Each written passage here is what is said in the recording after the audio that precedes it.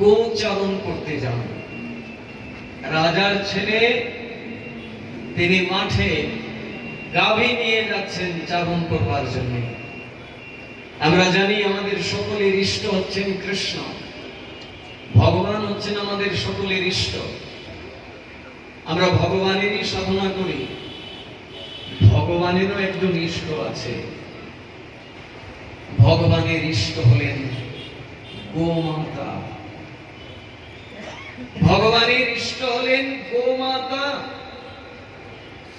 এই জন্য ভগবানের যে ধাম, এর নাম কি?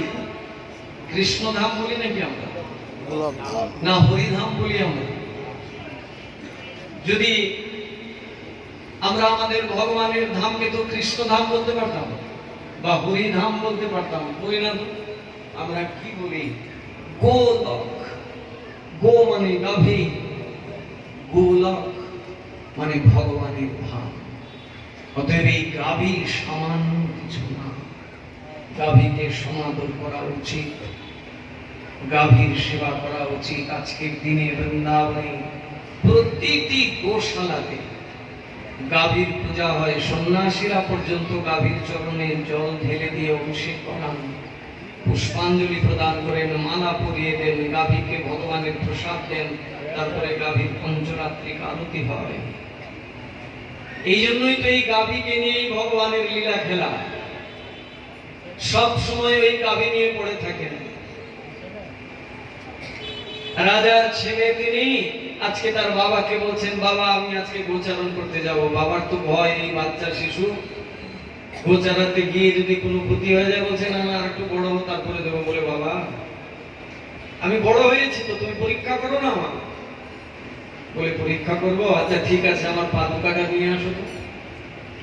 পাদুকা মানে খড়ম, কাঠের তৈরি, অনেক ওজন। তো নন্দ মহারাজ চিন্তা করলেন আমার ছেলে তো আজকে গোচারণ করতে যাবে, দেখি সে তো বলছে তার অনেক শক্তি হয়েছে, দেখে আমার খড়ম জোড়া আনতে পারে কিনা। এখন গোপাল গিয়ে এই খড়মটা তার কাছে শোলার মতো মনে হলো, গিয়েই উঠিয়ে মাথায় উঠে নিয়ে এসে বলছে, দেখো বাবা দেখেছো আমার শরীরে কত শক্তি, এবার তো দাও আমাকে সুযোগ। বলছে ঠিক আছে বাবা সুযোগ দিলাম, তবে ওই বড় বড় গাভী নিয়ে যেতে পারবে না, ওই বাছুরিগুলো নিয়ে যাবে।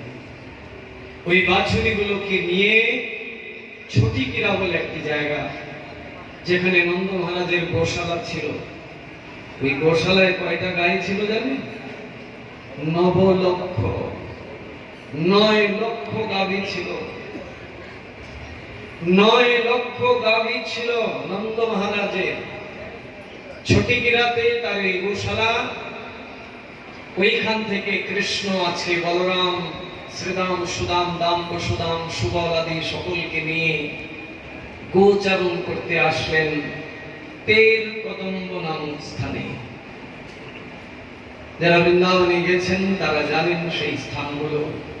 তের কদম্ব, তের মানে, তের মানে কি বোঝানো যাবে? যেমন এখানে একটা পিঁপড়ে কামড় দিয়েছে, আমি সঙ্গে সঙ্গে বুঝতে পারি না, কি বলবো এটা? অনুভব, অনুভব বা সাড়া, সাড়া পাওয়া।